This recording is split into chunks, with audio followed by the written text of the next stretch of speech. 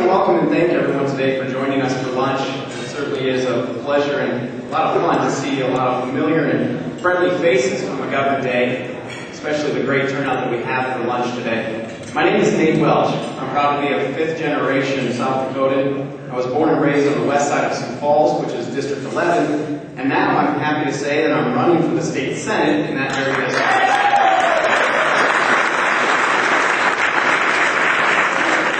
Before I go to get to introducing our featured speaker this afternoon, I'd like to share just one of many examples of why I'm so proud to be a South Dakotan. All of us know the saying, 6 degrees in South Dakota, referring to the always reliable fact that we're all connected somehow. I'm lucky enough to have my grandparents, Wally and Ann, joining us for lunch. It's great to see them. My grandfather, Wally, had the honor of serving and working in Governor's office.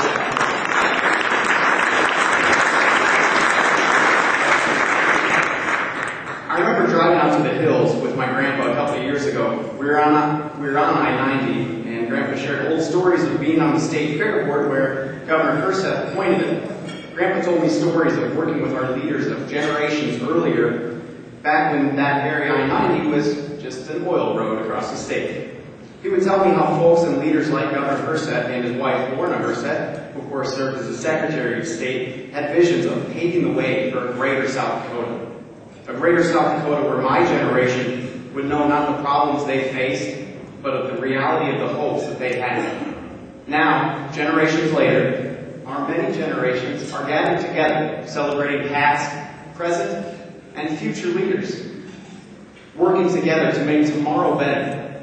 It's not our task, or it's now our task, to make sure that our roads for tomorrow are paved. Just like I-90 once was a single oil road, we now live where many of us can't imagine a life without a smooth ride across the western part of the state. I guess that's kind of a relative term, since smooth ride usually we're dodging orange road cones and everything like that. But that's all right, because like the roads, it's a work in progress.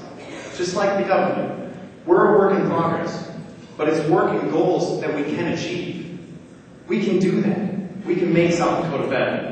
We can hold each other accountable for more open government with no need to hide anything from each other. We can invest in the future of our state with putting education back on not only our priority list, but our end-of-the-year accomplishments. Now, just as that 6 degrees of South Dakota never fails us, I'm honored to make my grandparents proud and stand up for the next generation and introduce the granddaughter of their old friend. She has made quite a name for herself, and I'm pretty sure that she's not done yet.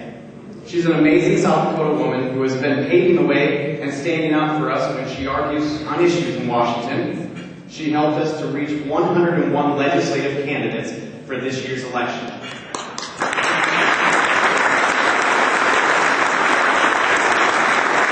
And she's led us for 4 great years, and she's here to lead us for another successful, strong 2 years in the House of Representatives.